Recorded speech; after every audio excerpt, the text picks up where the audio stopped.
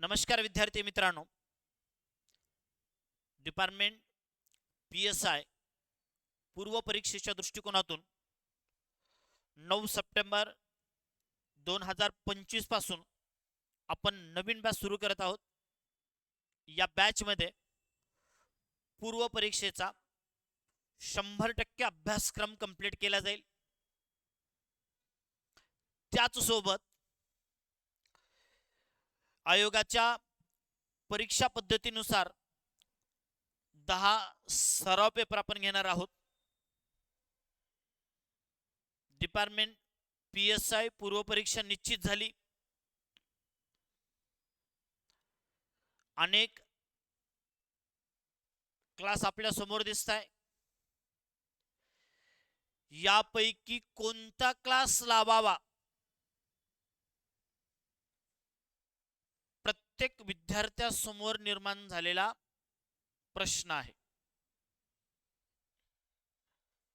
या सर्व क्लासेस मधून विनर्स करियर पॉइंटच का, याबद्दल मी 2-3 मुद्दे हायलाइट करतो।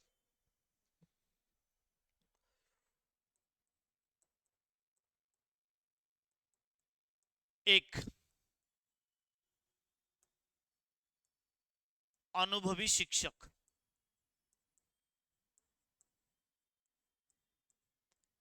डिपार्टमेंट PSI पूर्व तसेच मुख्य परीक्षेला शिकवण्याचा अनुभव असणारी टीम जी मागील 15 वर्षापासून मार्गदर्शन करत आहे। त्यामध्ये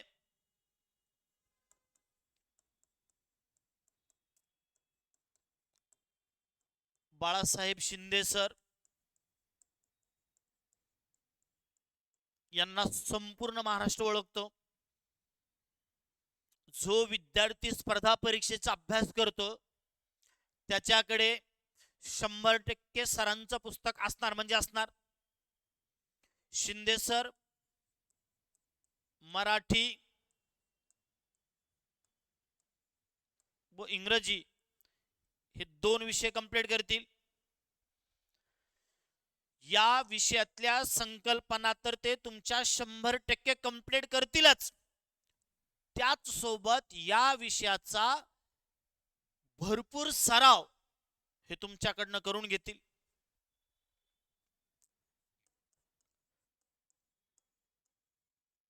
विठ्ठल पुंगळे सर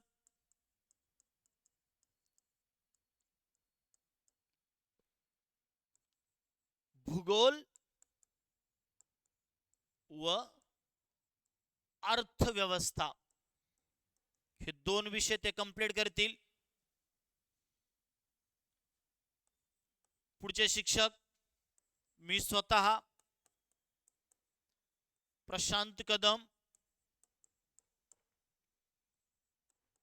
राज्यघटना, पंचायत राज,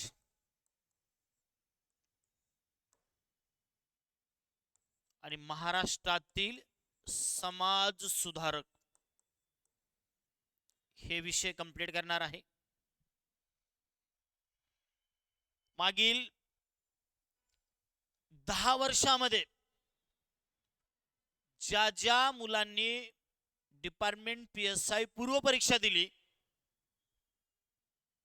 त्यांना जाऊन विचारा की या विषयामध्ये कदम सराकडे शिकल्यानंतर आउट ऑफ मार्क मिळाले की नाही मिळाले, तेच तुम्हाला सांगते। नेक्स्ट,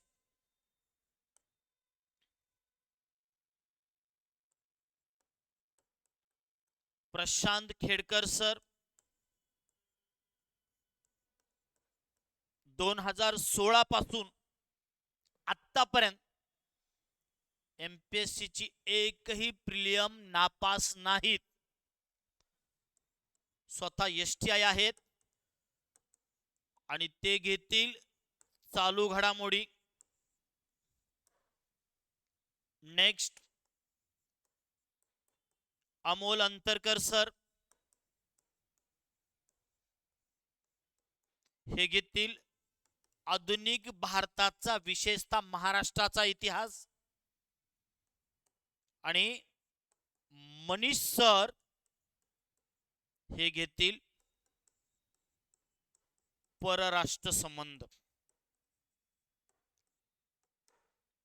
विनर्स लाच क्लास लावण्याचं पहिलं कारण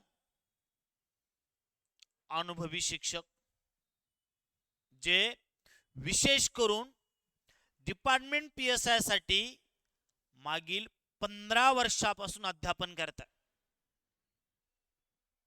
तुम्हाला कुठल्या भाषेत शिकवलं पाहिजे, GS चे विषय तुमच्याकडनं कशा पद्धतीने पाठ करून घेतले पाहिजेत, यांचा अनुभव असणारी ही टीम आहे.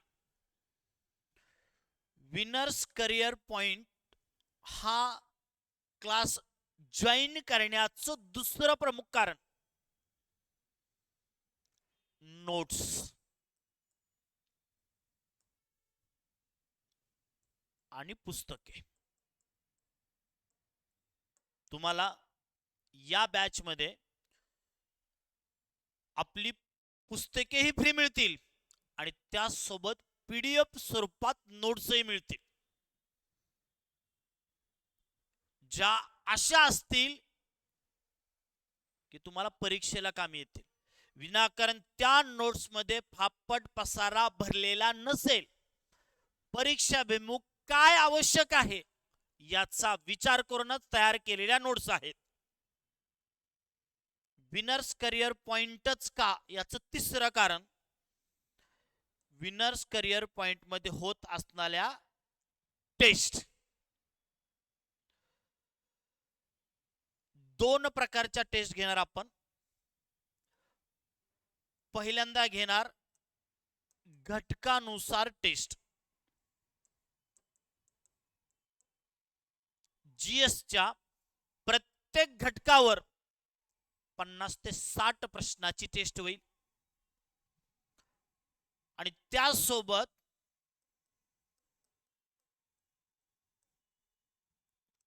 आयोगाच्या परीक्षा पद्धतीनुसार किमान 10 पेपर होतील आणि त्या सर्व पेपरचं सविस्तर विश्लेषण केले जाईल. विनर्स करिअर पॉइंटच का याचं चौथं कारण सकाळच्या 7 वाजल्यापासून ते रात्रीच्या 10 वाजेपर्यंत अभ्यास करत असताना तुम्हाला काही अडचण आली, तुम्ही प्रत्यक्ष संबंधित विषयाच्या शिक्षकाशी संपर्क करून तुम्ही तुमच्या अडचणी दूर करू शकता. या सर्व गोष्टीमुळे मला वाटतं येणाऱ्या पूर्व परीक्षेच्या दृष्टिकोनातून तुम्ही विनर्स याच संस्थेची निवड केली पाहिजे. आता आपण वळूया माझ्या विषयाकडे. याआधी बोलल्याप्रमाणे येणाऱ्या पूर्व परीक्षेच्या दृष्टिकोनातून राज्यघटना, पंचायत राज व समाज सुधारक हे विषय आपण कंप्लीट करणार आहोत. त्यामधील राज्यघटना व पंचायत राज या विषयाचा अभ्यासक्रम काय आहे, या विषया संदर्भात किती प्रश्न विचारले जातात आणि या विषयाचा अभ्यासक्रम कंप्लीट करण्यासाठी परीक्षामध्ये आउट ऑफ मार्क मिळवण्यासाठी आपल्याकडे काय काय साहित्य असणं गरजेचं आहे याबद्दल इथं चर्चा करणार आहोत. बघा, राज्यघटना व पंचायत राज या विषयासंदर्भात पूर्व परीक्षेमध्ये कमीत कमी 5 व जास्तीत जास्त 7 प्रश्न विचारले जातात. आयोगाने दिलेला अभ्यासक्रम काय आहे तर आयोगाने फक्त 3 शब्द दिलेले आहेत. एक, ग्राम प्रशासन, राज्य प्रशासन आणि जिल्हा प्रशासन. ग्राम प्रशासन या घटकामध्ये कोणकोणते पॉइंट अभ्यासावे लागतील राज्य प्रशासनामध्ये कोणकोणते घटक अभ्यासावे लागतील आणि जिल्हा प्रशासनामध्ये कोणकोणते घटक अभ्यासावे लागतील याचा सविस्तर विचार पुढच्या 15 मिनिटांमध्ये आपल्याला करायचा आहे. पहिला पॉइंट, ग्राम प्रशासन. इथं विशेष करून लक्ष द्या बरं का. आपल्याला पूर्व परीक्षेमध्ये शहरी प्रशासन दिलेलं नाही.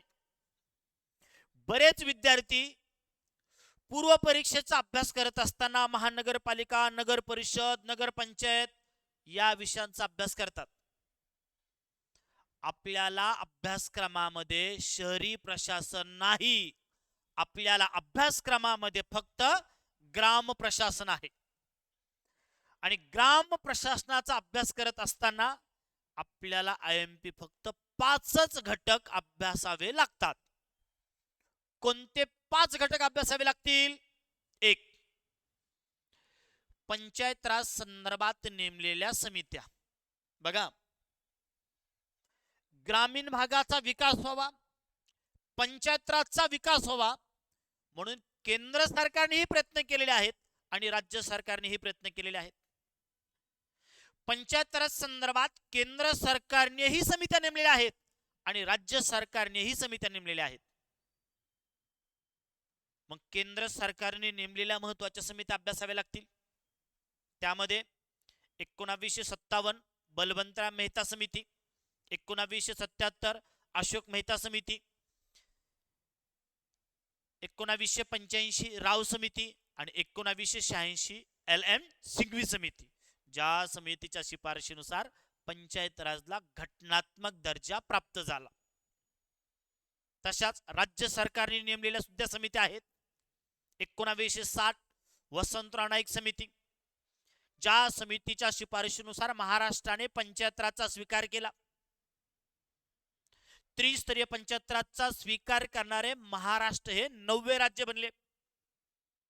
1970 लना बोंगेरवार समिती, 1980 बाबुराव काळे समिती, 1984 PB पाटील समिती. या सर्व मुद्द्यांचा विचार आपल्याला पंचायत राज संदर्भात केंद्र सरकारने व राज्य सरकारने नेमलेल्या समित्या या घटकामध्ये करायचं. 73वी घटना दुरुस्ती. आयोगाच्या मागील प्रश्नपत्रिकेचा विचार केला तर जेवढं महत्व तुम्हाला समिती या टॉपिकला द्यावं लागतं तेवढंच महत्व तुम्हाला 73वी घटना दुरुस्ती या घटकाला द्यावं लागतं. ज्या घटना दुरुस्तीनुसार पंचायत राजला घटनात्मक दर्जा प्राप्त झाला. यामध्ये आपण पंचायत राजला घटनात्मक दर्जा देण्यासाठी झालेले प्रयत्न अभ्यासणार. 243 कलमापासून 243 ओ पर्यंतच्या प्रत्येक कलमाचा विचार करणार आणि 73व्या घटना दुरुस्ती मधल्या ऐच्छिक तरतुदी आणि 73व्या घटना दुरुस्ती मधल्या अनिवार्य तरतुदी यांचा इथं आपल्याला विचार करायचा आहे. पुढचा घटक आहे ग्रामपंचायत. 1998 पासून 2023-24 पर्यंतच्या पूर्व परीक्षेचा जर आपण विचार केला तर ग्राम प्रशासन या घटकामध्ये सर्वाधिक प्रश्न कोणत्या घटकावर विचारलेले असतील तर तो घटक आहे परंतु ग्रामपंचायत. या घटकामध्ये ग्रामपंचायतीचा अधिनियम, ग्रामपंचायतीची स्थापना, ग्रामपंचायतीची रचना, ग्रामपंचायत निवडणूक प्रक्रिया, आरक्षण, राज्य निवडणूक आयोग, कार्यकाल, सभा, सरपंच उपसरपंच, ग्रामविकास समित्या या सर्व पॉइंटचा आपल्याला सविस्तर विचार करायचा आहे आणि त्यासोबत हा घटक 100% पाठ करायचा आहे. जिल्हा परिषद, पंचायत समिती आणि इतर काही मुद्दे ही सुद्धा आपल्याला अभ्यासणं गरजेचं आहे. इतर मध्ये आपण विशेष करून 74वी घटना दुरुस्ती आणि राज्य निवडणूक आयोग यांचा अभ्यास करणार आहोत. 98 पासून 22 पर्यंतच्या प्रश्नपत्रिकेचा विचार केला तर ग्राम प्रशासन या घटकावर 115 प्रश्न विचारलेले दिसत आहे. पंचायत राज संदर्भात नेमलेल्या समित्या या घटकाचा विचार केला तर 98 पासून 22 पर्यंत 10 प्रश्न आढळतात. 73वी घटना दुरुस्ती 8 प्रश्न. ग्रामपंचायत विशेष करून IMP करा. ग्रामपंचायत या घटकावर जवळपास 38 प्रश्न आलेले दिसतात. म्हणजे या टॉपिकचं महत्व अधोरेखित होत आहे. पुराणो येणाऱ्या परीक्षेमध्ये 100% ग्रामपंचायत किंवा 73वी घटना दुरुस्ती यावरच प्रश्न विचारले जाणार. जिल्हा परिषदेवर सुद्धा 26 प्रश्न दिसत आहे. पंचायत समिती 14 प्रश्न आहेत आणि इतर 19 प्रश्न आहेत. अभ्यासक्रमामधला दुसरा पॉइंट आहे परानो, राज्य प्रशासन. आपल्याला पूर्व परीक्षेसाठी संपूर्ण राज्यघटना नाही, आयोगाने दिलेला अभ्यासक्रम आणि मागील वर्षामध्ये आयोगाने या घटकावर विचारलेले प्रश्न यांचा विचार करता आपल्याला फक्त हे पुढील 7 घटक अभ्यासावे लागतील. राज्य प्रशासन या विषयाचा अभ्यासक्रम 100% कंप्लीट करण्यासाठी राज्यपाल, मुख्यमंत्री व त्याचं मंत्रिमंडळ, महाधिवक्ता, विधिमंडळ, उच्च न्यायालय, जिल्हा न्यायालय, राज्य लोकसेवा आयोग विशेष करून आणि इतर लोकसेवा, हे सगळे पॉइंट आपल्याला 100% अभ्यासणं गरजेचं आहे. या सर्व घटकाचं महत्व असं आहे पोरांनो की हे घटक प्रिलिमला तर आहेतच, प्लस तुम्हाला मुख्य परीक्षेलाही कामी येतील. नेक्स्ट, राज्य प्रशासन या घटकावर 1998 पासून 2022 पर्यंत कसे प्रश्न विचारले गेलेले आहेत. राज्यपाल या घटकावर 16 प्रश्न दिसत आहे. मुख्यमंत्री आणि मंत्रिमंडळ 5 प्रश्न दिसत आहे. महाधिवक्ता या घटकावर 7 प्रश्न विचारलेले दिसत आहे. ग्रामपंचायत टॉपिक एवढं महत्व तुम्हाला ज्या टॉपिकला द्यायचंय त्याचं नाव आहे विधिमंडळ, विधानसभा, विधान परिषद. 36 प्रश्न दिसत आहे. उच्च न्यायालय आणि कनिष्ठ न्यायालय 12 प्रश्न आहेत. लोकसेवा आयोगावर 6 प्रश्न विचारलेले आहेत आणि पॉलिटीच्या इतर घटकावर फक्त 12 प्रश्न विचारलेले दिसत आहे. आता पुढचा अभ्यासक्रमाचा पॉइंट अभ्यासायचा आपल्याला आणि तो आहे जिल्हा प्रशासन.